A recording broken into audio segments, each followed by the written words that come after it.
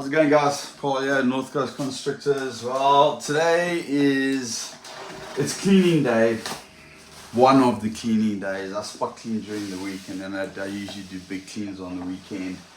So I was busy, going at it, doing my thing, and at the same time I'm busy making certain racks. I've got some new racks that arrived last week with those any control thermostats, those new ones, those day-night controller ones. I've started moving across to that with all my breeder racks.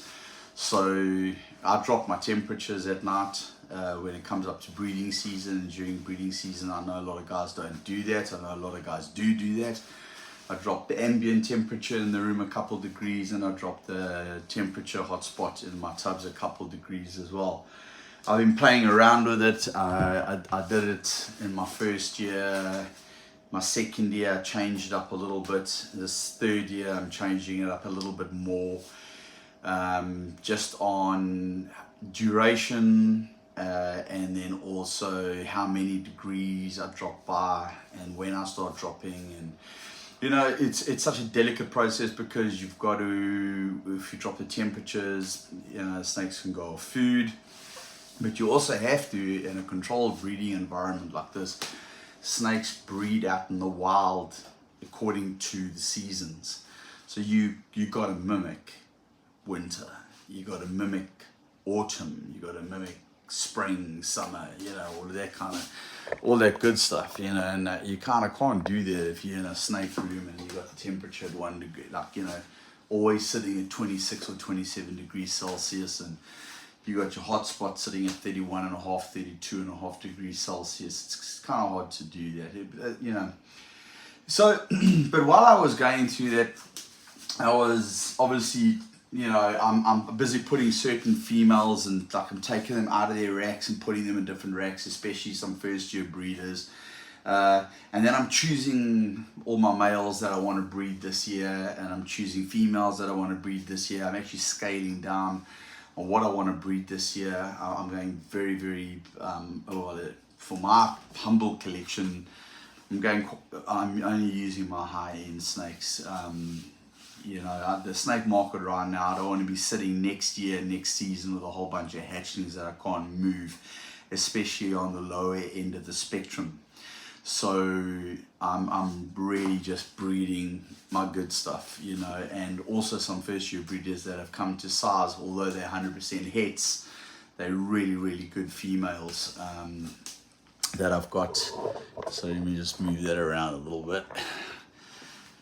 They've really got some good males to go with, and we're gonna be trying to get some fantastic combos going on, and we'll breed those females for 2 years, and so when their first clutch of eggs are up to when they've hatched and those babies are breeding ready and have given me a first clutch, that's when I'll probably let the mommies go. But while I was doing that, I was looking at some snakes, and I was thinking, some have really, really come out. Some have just shared, and they're worth a shout out. And I thought, okay, well, while I'm cleaning, I'm going to make a YouTube video. One of those snakes that I want to pull out, I'm just going to disappear off screen for 2 seconds. Is this boy here? I'm coming there now. Absolutely love this snake. You would have seen them before. It's not a blue-eyed leucistic, it's a black-eyed leucistic, and the genes in this snake, this is an ivory genetic stripe. And no, it's not a het genetic stripe. This is a genuine, visual genetic stripe, but because it's an ivory, which is a super yellow belly, the white will take away the stripe. You can't see the stripe, except for maybe just a hint at the base, at the tip of the tail here. You can see a little bit of stripe. Now this boy here, this is the 3rd year that I'll have him, the 3rd season that I'll have him. Well, not the 3rd season that he's breeding ready, but he was breeding ready last season. And he's obviously breeding ready this season, but because he's super yellow belly, and is also a visual genetic stripe, I have got genetic stripes to pair him to females that are ready to breed. However, both those genetic stripes are yellow belly genetic stripe. One's a yellow belly genetic stripe, another one's a pastel yellow belly genetic stripe. So I'm not going to pair a super yellow belly genetic stripe to yellow belly genetic stripes, because I'm probably just going to get more white snakes, because yellow belly is going to give you an all white snake. So I'm wasting the visual of the genetic stripe, the actual gene genetic stripe. I'll just be wasting the look.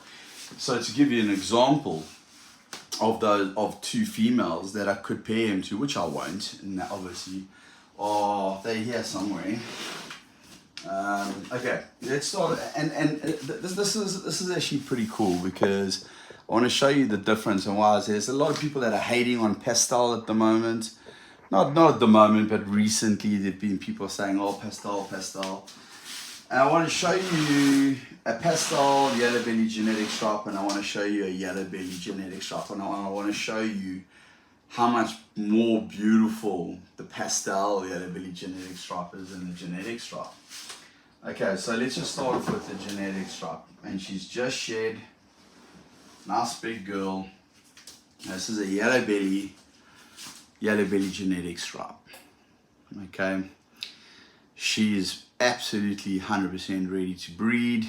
She was ready to breed last year. I did lock her up with a Desert Ghost male to try and create 100% double het Desert Ghost genetic stripe with some yellow belly, hopefully. But she locked it and she didn't go. But this year for sure she's gonna go.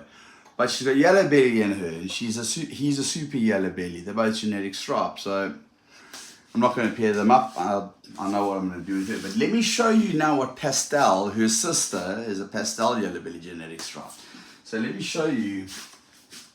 So like I was going through the tubs, I'm busy cleaning, and I thought, well, let me make a video on how good these snakes are looking.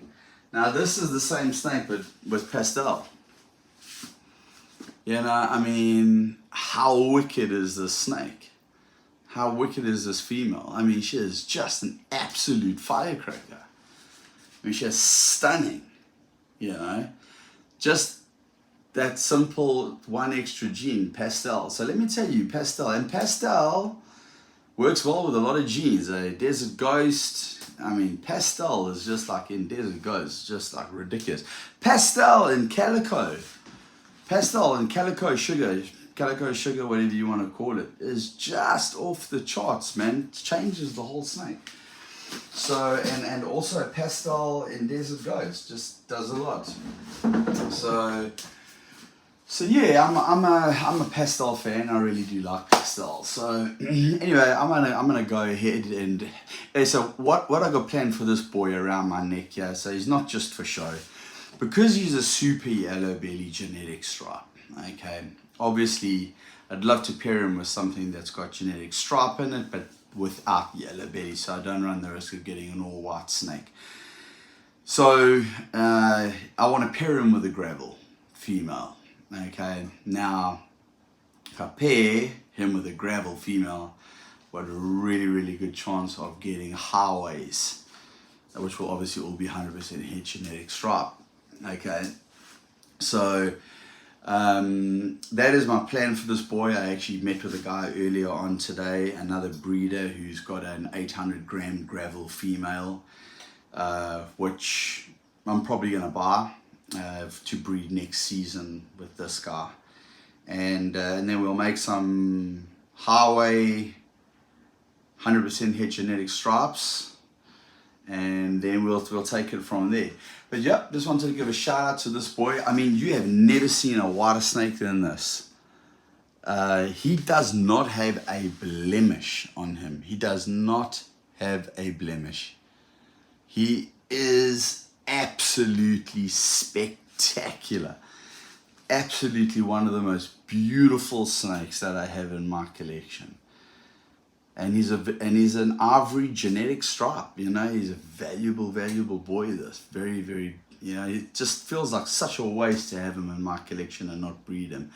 But I'm gonna wait for the right female. Just keep him going. You see, he's very socialized, very chilled, lovely snake. Eats well, sheds well, healthy as anything. But yep, just get them onto a gravel or another genetic stripe that's got, even if it's just a visual genetic stripe female. As I say, unfortunately, the only genetic stripes, I don't have any other het genetic stripes that haven't got yellow belly in them. And the only genetic stripes that I've got have got yellow belly. So I'm definitely not taking a super yellow belly and pairing it, because although a white snake is beautiful, when I pair, I want to see genetic stripe, okay? Or I want to see, imagine I'll take that highway, pair it up, have genetic stripe 100%, highway 100% het genetic stripe, and then pair those up, you know, pair up highway 100% genetic stripe to highway 100% het genetic stripe. So yeah, that'll be interesting. Anyway, I'm gonna carry on cleaning. I just wanted to pull out those 3 genetic stripes for you and show you what's going on. Those 2 females there, they are both going into the Desert Ghost project. They're pairing up. I'm working on double recessive Desert Ghost genetic stripes. So those 2 females are going with one of my multi-gene Desert Ghost males. Anyway guys, if you like this content, please, you know what to do. Like and subscribe, help grow the channel. Trying to hit 1,000 subscribers. Let's see if we can do it before, I don't know, well, let's just see if we can do it. Take it easy. See you on the next video.